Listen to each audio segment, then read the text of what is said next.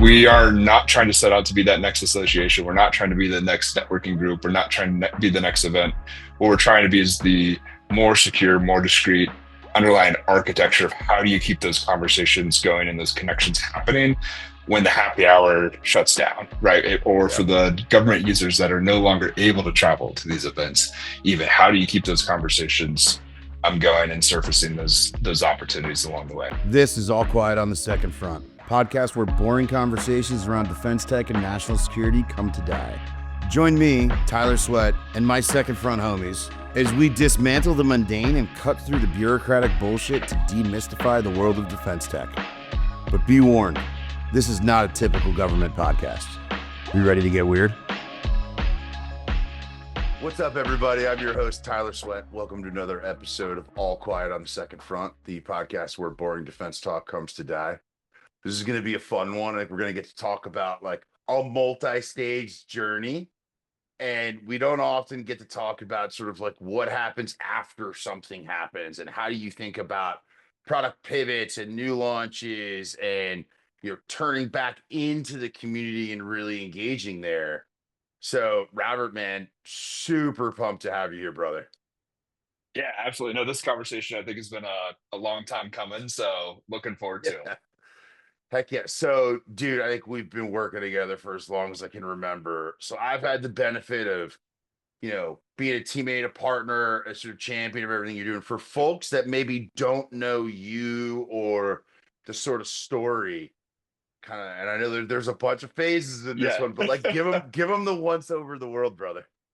Yeah, no, for sure, for sure. No, and I think we met up probably when like Vision came over to Second Front when you guys were maybe like 11 people at that point, and now you're like off to the moon. So yeah, been a while. So no, background story. So came out of a military family. My dad was 28 years Air Force. My mom and dad actually met in Operation Desert Storm. She was Air Force as well. Long lineage there. Always my goal was to go to the Air Force Academy. Like, but there were health reasons that kept me out. So I actually went the finance and private equity route instead. So worked in a PE firm out of the Midwest. Loved what I did, learned a whole lot, and started to realize like I really wanted to be able to sit on the other side. Just the business owners, the entrepreneurs I was getting to talk to every day. Like that seemed a lot more adrenaline inducing. It's fun. So went out, launched a company, exit, launched again, and along the way met my current business partner, which over probably one too many bourbons convinced me, in the work that they were starting to get into defense, like this is another way to support and get back into this ecosystem. So, long story short, that's what brought me here today. Heck yeah. Give give me a little bit for everybody just on like the entrance into Vision and then into Mission Cultivate, just so folks have I think a little bit of an idea of sort of what that looks like on that path. Yeah, so we started out really with the Air Force first with division products. So, really, at its core, when it started, it was this idea of, hey, we're working on so many cool things in innovation and research development all across. And then we discovered we're doing the same thing like 12 times over. We've already done it before in the past, right? Which then slows down like getting those capabilities to the actual warfighter if we're reinventing the wheel each time. So, we were asked to design a beautiful dashboard to solve all the problems um, of deduplicating efforts. And then turns out, as you know, there's no beautiful dashboard without beautiful data, of which there was none. So it was like living in SharePoints, Excel spreadsheets. And our favorite was always the sticky notes on the whiteboards we'd get photos of like how projects were being managed. So what we learned early on is like, hey, you can't be one extra tool that the government user has to log in at the end of the day. So really what we had to become was like a really good project and program management tool for those portfolios. So that way you can generate the actual data that you want, to generate the insights that you want, to then generate the outcomes you're going after, which at the end of the day is how to get technology to the warfighter faster at the point of need. So that lives down Vision. Along the way, we were starting to invest in this concept of like, okay, we've got government working on problem sets and projects here. Can we match them to industry capabilities? So Air Force picked up that we were making that investment, wanted to prototype with us. So that was the Ignite platform. So that was a prototype marketplace to allow effectively Air Force Cyber Center companies to match directly in with projects being worked on inside the government. Which I think that's the utopian world we'd all love to live in, which is, hey, government needs something, matches it perfectly, Yep. magic happens somewhere in a contract along the way. We find the best, capabilities out there. Um, what we learned from that very painfully is like that's not how this world works. Like that's it is who you know. No. No, surprise, surprise. Yeah. So, it's not the way this world works. It's who you know. It's how they know you, right? And even building the marketplace itself, which again, we weren't the first government marketplace out there that was showing up in different spaces. The need to drive the daily, weekly, monthly active usage, both not only on the government side, but the industry side as well. Like industry was ready to show up. Gov is harder sometimes, again, when you're that 12th tool that they have to log into at the end of the day, it makes it more difficult to do their job. So we learned a lot of painful lessons around the marketplace concept itself. And don't get me wrong, there were some success stories of companies that won contracts and MOUs and users and stakeholders through that prototype. But yeah, led us all into what we're doing now today with Mission Cultivate. Yeah. And I think right, what you can see along that journey is there's an aspect of it that's, the beautiful data feeds the beautiful dashboard and all of that, but really it's this network effect around community.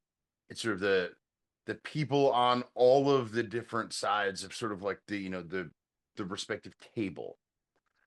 How do you think about the different kind of constituencies or personas or community sub communities, whatever the right vernacular is, and how does that sort of influence what you guys are trying to do with Mission Cultivate, which I think I fully probably didn't understand the gravity of the opportunity until like we sat down. Like you guys flipped up like a demo back in the day, and I was like, "Holy shit, this is awesome!" So yeah, give a little bit of the thing if you can, like a Yeah, little bit. yeah. Of No, it happens to. So kind of that journey was this light bulb moment we had, which was these government marketplaces and these front doors and everything that we stand out. They all come from good places, which is how do we find capabilities? How do we help businesses, transition over the valley of death, right? But what we realized was is these marketplaces we equate them to farmers markets in towns that don't exist yet. We spend a lot of money, we spend a lot of time to set up this marketplace. We think people are going to come, and we haven't even thought, do people know it exists on the map, right? Are they going to drive that far? Are they going to keep coming back over and over and over again to generate the network effects you need to actually drive the value that you want?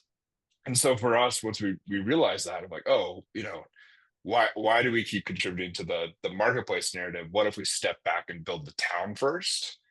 And then be able to point people to the marketplaces and the resources and the fund matching and opportunities that can come from that. So that was really the impetus. So then it sent us down this whole long market research path with companies of like, hey, how are we engaging and interacting and connecting? Well, for companies like ours, it was, hey, we're going to spend a bunch of money on this booth to show up and just hope that the right person walks by, right? And in some cases that happen, and many times the person we bumped into the bar, the happy hour afterwards, that was more valuable than the entire time of the booth itself, right? That was actually where business was happening. For us, it was in the signal groups, it was in the Slack channels, it was in, and now, trying to shout into the void of LinkedIn, which is really now Facebook for professionals at this point, not to mention the lack of security, right? In the national security and defense space, the platform doesn't provide. So all those things combined into realizing, okay, we are not trying to set out to be that next association. We're not trying to be the next networking group. We're not trying to be the next event. What we're trying to be is the more secure, more discreet underlying architecture of how do you keep those conversations going and those connections happening when the happy hour shuts down, right? Or Yeah. for the government users that are no longer able to travel to these events, even how do you keep those conversations going and surfacing those opportunities along the way? So that was a lot of what led up to Mission Cultivate at its core. So a more discreet, more secure social networking platform for defense and national security, both on the government side, industry side, And then what's fun is even seeing the allied partners now jumping into the conversation at the same time. Yeah, and I think the part I was going to tease on that sort of the allies and partners and bringing in and sort of growing that community is right. You want those discussions and some of that, the vibrancy. To your point on like farmers markets, sort of in the Yeah, middle of nowhere and stuff, right? Like you can have the best fucking produce in the world, but if you're not bringing people by it, and then vice versa, you can get a whole bunch of people, but if you don't have the right sort of like market stand. So how do mhm. you guys think, or for folks out there who are trying to think about ecosystems and communities and sort of not to play on the word, but like how are you Yeah, cultivating some of that engagement, that discourse, that respective kind of value transfer among all of the participants that you want? for sure. Yeah, absolutely. And so for first, as we're talking about cultivating that ecosystem, like big fan of the laws of diffusion of innovation, right? Like for us, we have to get those innovators, those early adopters in this space force, and we'll get the early majority and the late majority and the laggards later, but we only do that by ignoring them entirely. Sorry, sorry guys for the laggards out there. But we have to focus and go all in on like the actual early adopters and innovators at that point. So for us, it was building the right tools. Specifically the light bulb moment for us was around the communities themselves. So like there's amazing organizations, associations, communities, signal groups, the list goes on of like what it already exists out there. So can we give them what's missing right on the platform? So what's missing on LinkedIn, what's missing on Signal, what's missing on Reddit, teams and like all these other forums, and bring that together in the space where they get to select how they engage, how they interact, and give them better tools on even how to manage that community and foster that community itself. So that is what that flipped the switch for us when our with our wait list was when it wasn't just about getting one user at a time here and there. It was about bringing on a whole box of communities. For example, the National Guard day one of our pre-launch, so bringing in 26 states across their innovation ecosystem. That's bringing in the academia, the industry partners that they work for. So that's really what has helped generate the network effects to us. And to your point on allied partners, the fun conversation, the light bulb moment, this actually happened at Soft Week when we were just showing the prototype for the first time. We were talking to some folks from the Australian Army, and they were saying, we come over here, we spend all this time and money, right, to fly over here because we're searching for American capabilities. And then we go back. Well, how do we continue to connect and engage at that level? Well, we have to go. There are certain things that you cannot put out there on LinkedIn that you're looking for Yep. because you're probably going to get excommunicated out of LinkedIn at the same time for some of the technology and capabilities that people are looking for in this space when it comes to defense and violence and national security. Yeah. So that was another light bulb moment for us of creating that space for those conversations to happen across not only just borders but waters as well. Yeah, that's awesome. Where Yeah. from a like what surprised you the most, or maybe like what's been the most challenging? I'll sort of leave it broad there as Yeah. you're sort of, relaunching sort of an MVP and bringing folks in and early adopters. You talk about sort of the innovators and getting them in. Like we always talk about like the glittery, this is awesome. Like let's take it down into the minds Yeah. a little bit. Like, yeah, what sucks? What's hard? So we have had to completely change our plan for launch entirely, even down to how we vet, right? And how we are bringing people onto the platform because you cannot have China and Russia, right, in this space and foreign influence in this space. Um, but there were certain commitments that we made of like, hey, we were going to get you on by this date and be able to do that. And now we had to slow down and make sure, okay, can our infrastructure scale? Can we vet? The other side is like even as we were vetting and talking to these folks, what we recognize, which is very common, right? We should have realized this was there are a lot of people out there that just want to show up to see what they can take from the community. They show up to the events to see what they can get. They show up to these forums to see what questions of theirs they can get answered, and they're really just window shoppers over here. And there's some like entitlement to it of like, I'm here, government's here, they should expect to talk to me. Like that's not how this works, right? There are no entitlement programs when it comes to the work that we do, which in GovCon specifically. So recognizing like, hey, there are people that we thought would be great partners to bring on, and realize, oh, they're going to come in and just try to extract from this community, which is ultimately going to damage the Yeah. community and the reputation. So being much more selective, like who do we actually even want to let in during this, pre-launch process and this testing period at the same time. So, and then there's the reality of like, this is not the only platform we have. Yeah. Like, Vision still exists, the team still exists. Like, we Yep. are pouring a bunch of our own capital and funds to get this off the ground at the same time. So continuing to grow, scale, and luckily with working with Second Front and Game Warden, like there's a lot of those pieces, those painful pieces, we're able to offload onto you all, thankfully, Yeah. at the same time. Yeah. Where as you guys look, right, it's such an interesting, I think, time in the community and broader geopolitically to be sort of laying the track to really enable and empower and sort of diffuse a lot of the goodness in the community.